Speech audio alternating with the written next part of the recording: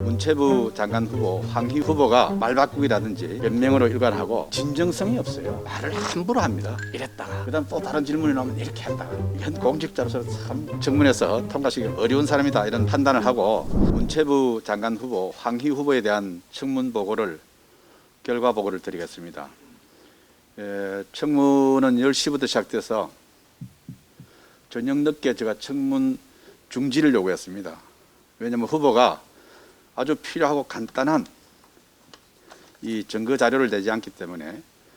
그럼에도 불구하고 문체부 장관 출신인 이 원장이 12시 돼가지고 12시까지 끌고 가가지고 청문을 자동적으로 폐기를 했습니다. 마쳤습니다. 그때 저희들이 정책 질의를 해보니까 이 후보자가 제가 5개의 질문을 던졌는데 하나도 파악이 안 돼 있었어요. 그리고 일반적으로 이야기하는 것은 이 문화적인 일반 현상에 대해서 아주 평이한 대답을 하고 있었어요.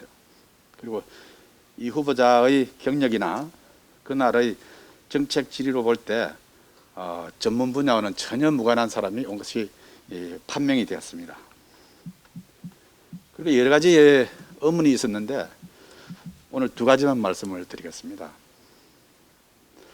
하나는 이 후보자가 자기밖에 소득이 없는 사람입니다. 그런데 예를 들어서 2019년 같으면은 자기가 경비를 다 수입해서 제하고 나면은 한 달에 60만 원 남는 것 같아요. 그래서 60만 원으로 생활했다 이렇게 이야기했습니다. 그러나 저희들이 다시 자녀에 대한 연간 4,300만 원이 들어가는 외국인 학교의 학자금을 묻자 얼버무렸습니다.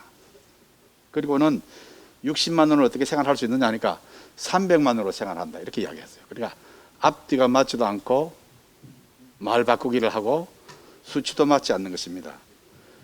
그래서 재산 형성 과정을 보면은 2018년에는 정치 자금을 다 빼고 재산이 1억 3천만 원이 늘어나고 2020년에는 1억 5,500만 원이 늘어납니다. 이 상상할 수 없는 돈이 들어와 가지고 무언가 재산 축적에 지금 활용되고 있는 문제가 있는데 정확하게 해명을 하지 못하고 있었다 이런 말씀을 드립니다. 2번째 큰 문제 중에 하나는 후보자가 국토위에 있었는데 자기가 연세대학에 박사학위 논문을 작성하고 있는 시기가 2017년입니다. 이때 자기 지도교수에게 국회 국토위원회에서 용역을 줍니다. 자기가 스마트 시티에 대해서 논문을 썼는데 스마트 시티의 현황을 파악해달라는 논문이 의뢰가 갔습니다. 그리고 이 사람이 국문으로 논문을 제작하고 그거를 3개의 영어 번역 회사에 맡겨가지고 영문 보고서를 제출합니다. 그래서 우리가 그러면 국문본을 보자고 했어요. 근데 이 국문본 논문을 내놓지 않습니다. 이 국문만 이것만 나오면은 이것이 자기 지도교수에게 준 용역하고 얼마나 유사한지를 금방 파악할 수 있습니다. 근데 이걸 절대 내놓지 않습니다. 그래서 우리가 청문 중지를 요청했는데도 거부했어요.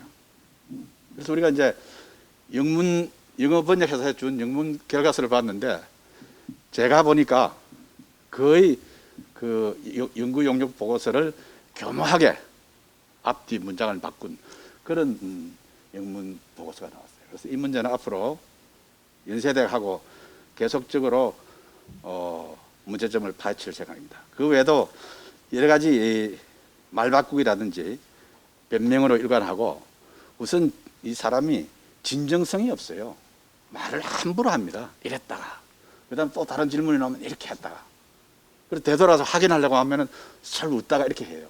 그래서 이건 공직자로서 참 우리가 청문회에서 통과시키기 어려운 사람이다 이런 판단을 하고 저희들은 청문회 반대하는 의견을 4가지로 요약해서 냈고 앞으로도 의문점에 대해서 계속적으로 소명을 하겠습니다. 그리고 마지막으로 제가 청문 과정에 후보자하고 이 위원장에게 네 가지 요구를 했습니다. 이 네 가지 요구를 들어주면은 우리가 앞으로 이 사람이 틀림없이 우리가 볼 때는 대통령이 임명할 것 같으니까 일을 해나갈 수 있지만은 네 가지 아까 국문 논문이라든지 재산 형성 소명이라든지 이것에 대해서 이 네 가지에 대한 확답이 안 오거나 증거물이 안 오면은 앞으로 이 위원회를 움직이 나가기가 어렵다고 이야기했습니다. 그렇기 때문에 우리는 지금부터는 문체위원회는 우리 국민의힘 위원들은 참여하지 않을 생각을 하고 있습니다.